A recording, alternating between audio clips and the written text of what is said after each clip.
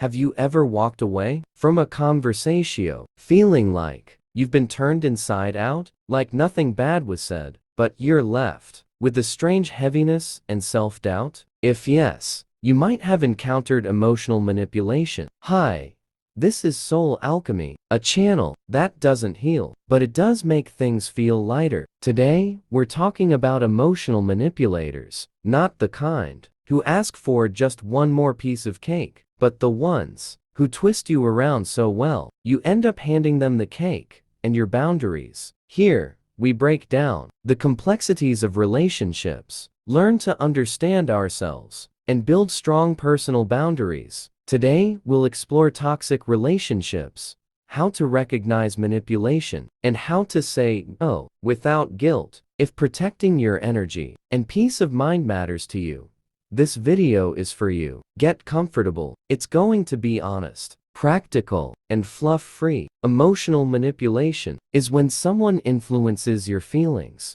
to gain control over your actions, thoughts, or decisions. Important. It's not random behavior. It's often a conscious or ingrained pattern where the other person twists things so you start doubting yourself, feeling guilty, or afraid to speak up. A simple example, you say you're tired and need some time alone, and you hear, of course, rest. I just thought you cared that I'm struggling too. Sounds caring, right? But in reality, it's subtle pressure. You're made to feel bad for choosing yourself. Why is this dangerous? Because it doesn't yell. It's quiet, gradual, and before you know it, you're apologizing, people-pleasing, and losing yourself. Manipulation can be direct, through pressure, threats, or force; indirect, through guilt, silence, emotional withdrawal, or playing the victim. It's important to remember, healthy relationships are based on honesty and respect, not fear and guilt.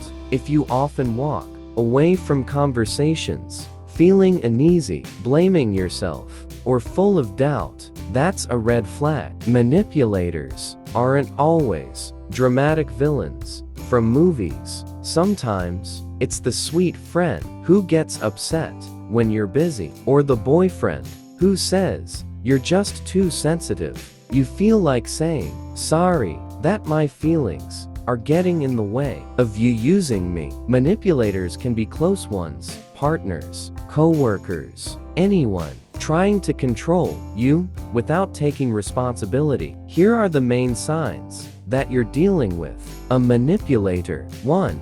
You constantly feel guilty. You always think you did something wrong, even when you simply expressed your opinion. 2. They make you doubt yourself. You start thinking, maybe I'm just overreacting. That's called gaslighting, one of the most damaging tactics. Example, you hurt me with your tone. You're making things up. I never said that. 3. They impose a sense of obligation. Phrases like, "I've done so much for you," and "you, if you loved me, you would." It's a way to make you betray yourself for their goals. 4. The manipulator often gets offended and goes silent.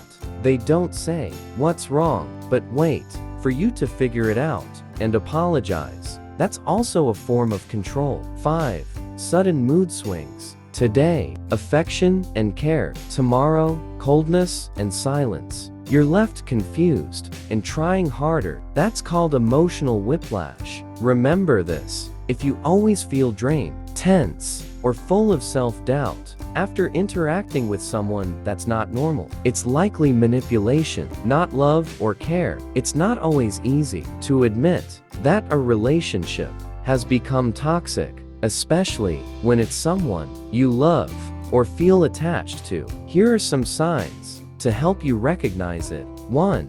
You constantly feel anxious around them. It's like walking on eggshells, trying not to say the wrong thing or do the wrong thing. That's not love. That's fear. 2. Your feelings are dismissed. You say, "It hurts." They reply, "Stop being dramatic." You cry. They laugh. You open up. They yawn. That emotional indifference cuts deeper than words. 3. You start doubting yourself more and more. You used to be strong and confident. Now you don't know what you like. You're afraid to decide. You've stopped trusting yourself. Toxic relationships slowly destroy your self-esteem. 4. You feel isolated. They don't like your friends or family. They get annoyed when you go out without them. Soon, you stop leaving the house, lose your support system, and feel alone. This makes you more vulnerable and more dependent. 5. You're constantly making excuses for them. He's just tired. He had a rough childhood. He loves me. He just doesn't know how to show it. If you're explaining their behavior more often than enjoying the relationship, that's a red flag. Reminder: toxic relationships aren't always loud or dramatic. Sometimes it's quiet, constant pressure that slowly breaks you down piece by piece. Saying no is like jumping into cold water for the first time. It's scary, but then comes a sense of freedom, especially when you see the other person squirm. Turns out, they didn't need it that badly, after all. Saying no is a skill, especially if you're used to always giving in or afraid of upsetting others. Here's how to start. 1. Define your boundaries clearly. What's unacceptable to you? What upsets or unbalances you? Write it down. It helps you stay focused. 2. Say no calmly and directly. No need for long explanations or apologies. Just say, "I'm not comfortable doing that. That doesn't work for me." Example: you want me to cancel plans with my friend? No, spending time with my friends matters to me. 3. Use I statements. This helps you express your feelings without blaming. For example, I feel hurt when my needs are ignored. 4. Practice in small situations. Start with easy no. It builds confidence for the harder ones. 5. Remember, your boundaries are your strength. If someone doesn't respect your no, it's a clear signal about the relationship. Question for you: how do you feel when you imagine saying no? Does it feel hard or possible? Share your thoughts. It'll help us go deeper next time. I feel hurt when my needs are ignored. 4. Practice in small situations. Start with easy no. It builds confidence for the harder ones. 5. Remember, your boundaries are your strength. If someone doesn't respect your no, it's a clear signal about the relationship. Question for you: how do you feel when you imagine saying no? Does it feel hard or possible? Share your thoughts. It'll help us go deeper next time. Your emotions are your inner compass. They help you understand what's really going on. When you start ignoring them, you lose touch with yourself. Here's why this matters. Feelings warn you about manipulation and danger. If something feels uncomfortable or triggers anxiety, that's a signal to pause and reflect. Self-trust is key to healthy relationships. When you listen to yourself, you choose what truly matters to you, not what others try to impose. Ignoring your feelings leads to inner conflict and stress. Constantly suppressing emotions weakens your resilience. Tip: ask yourself regularly, what am I feeling right now? And don't rush to dismiss the answer. Question for you: have you ever ignored your feelings and regretted it later? How did you deal with it? Emotional resilience is your defense against manipulation and stress. Here are a few simple but effective tips. 1. Keep an emotion journal. Write down what you felt in difficult situations. This helps you recognize patterns and understand yourself better. 2. Breathe deeper. When you feel pressure, pause. A few deep breaths can help you regain control. 3. Surround yourself with support. Connect with those who respect your boundaries and don't try to change you. 4. Talk to yourself like a friend. Replace self-criticism with encouragement. I have the right to feel this way. I'm doing great by standing up for myself. 5. Practice saying no every day, even in small things. This builds confidence and reinforces that your opinion matters. Share in the comments, which of these have you already tried? And which one would you like to start practicing? If you watched this video to the end, you've already taken an important step toward yourself.